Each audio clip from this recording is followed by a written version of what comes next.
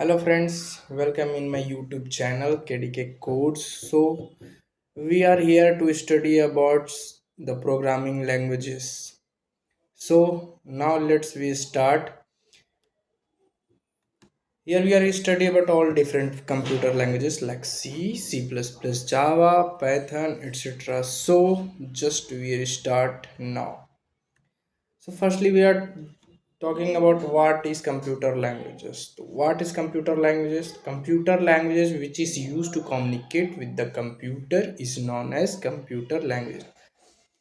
तो कंप्यूटर एक ऐसा लैंग्वेज है कंप्यूटर लैंग्वेज जिसका यूज हम लोग कंप्यूटर के साथ कम्युनिकेट करने में यूज करते हैं। ऐसे लैंग्वेजेस को कंप्यूटर लैंग्वेज कहते हैं। जैसे तुम्हारा सी हो गया, सी प्लस प्लस हो गया, जावा हो गया, पाइथन हो गया। ऐसे लैंग्वेजेस को हम लोग यूज करते हैं कंप्यूटर के साथ कम्युनिकेट करने में, कंप्यूटर को हम लोग इंस्ट्रक्शन देने में, प्रोग्रामिंग लिखने में।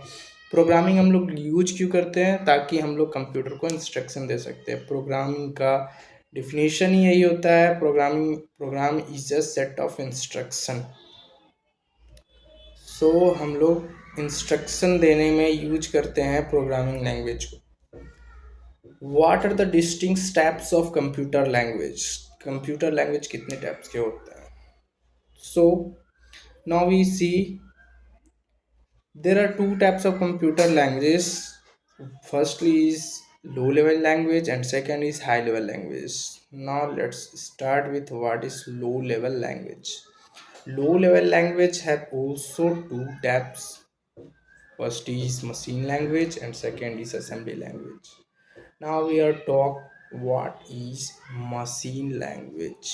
These language is machine dependent.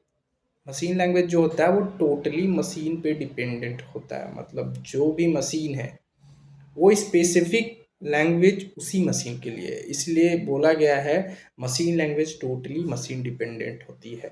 The machine language statement are written in the binary code because the computer can understand only binary language. जो मशीन लैंग्वेज होती है वो टोटली हमारा लिखा गया है 0 और 1 की फॉर्म में। क्यों? क्योंकि हम लोग जानते हैं कंप्यूटर इलेक्ट्रॉनिक कंपोनेंट से मिलके बनी होती है और इलेक्ट्रॉनिक कंपोनेंट्स केवल इलेक्ट्रिक सिग्नल यानी 0 और 1 की सिग्नल ही अंडरस्टैंड कर पाती है।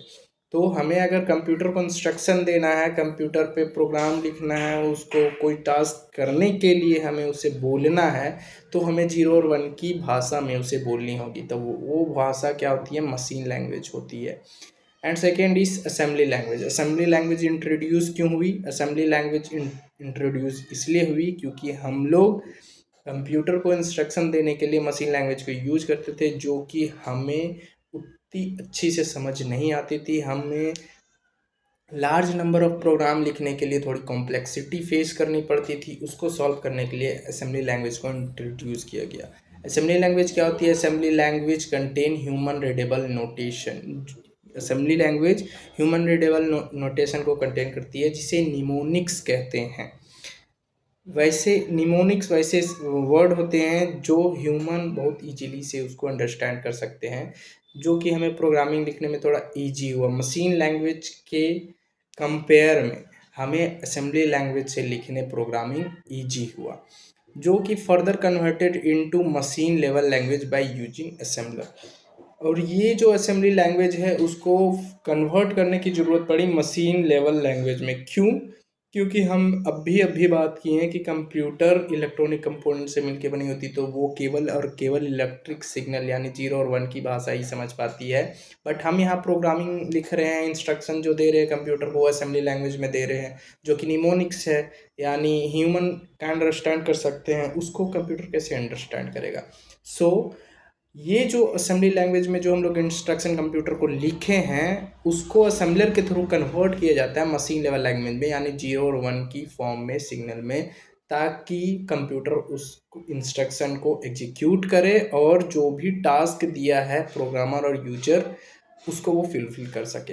एक एग्जाम्पल लेके हम समझते हैं इस बात को। मान लो हम इंग्लिश और हिंदी जानते हैं और एक हमारा फ्रेंड है जो कि केवल और केवल तमिल जानता है।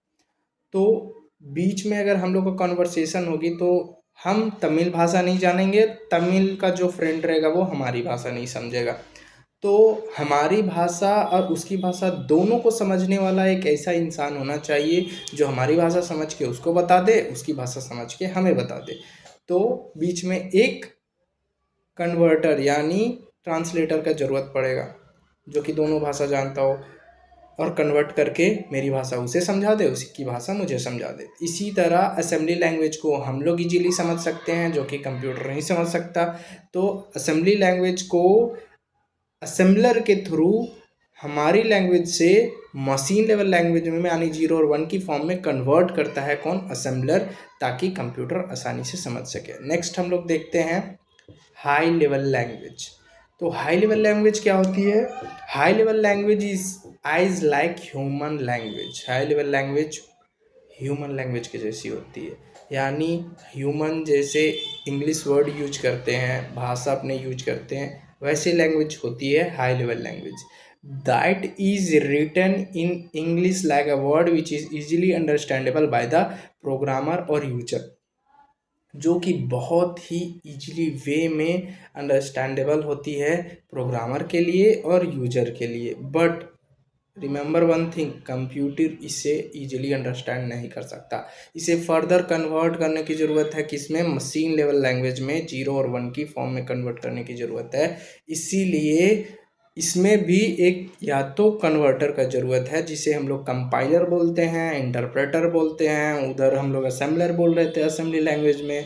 तो कौन कौन सी लैंग्वेज होती है हाई लेवल लैंग्वेज? सी होती है, C++ होती है, जावा होती है, पाइथन होती है। ये हमारे इंग्लिश लाइक वर्ड में लिखी हुई प्रोग्रामिंग लैंग्वेजेस होती है, जिसका यूज हम लोग कंप्यूटर को इंस्ट्रक्शन देने में करते हैं, ताकि कंप्यूटर इजीली इस चीज़ को समझ सके और हम जो भी इंस्ट्रक्शन उसे दे रहे हैं, टास्क दे रहे हैं। जैसे हम लोग एग्जांपल में बोले कि उसको बोल रहे सम करो 2 नंबर का, इंग्लिश में हम लोग बोलेंगे कोई भी लैंग्वेज का यूज करके, या तो सी या तो C++, जावा, पाइथन, किसी का भी यूज करके दे और वो हमें इजीली वो सम करके दे दे। तो हम लोग नेक्स्ट वीडियो में पढ़ेंगे सी लैंग्वेज होती क्या है, कैसे उसको हम लोग यूज करते हैं कंप्यूटर को इंस्ट्रक्शन देने में। प्रॉपर सी लैंग्वेज के बारे में हम लोग नेक्स्ट वीडियो में देखेंगे। Thank you.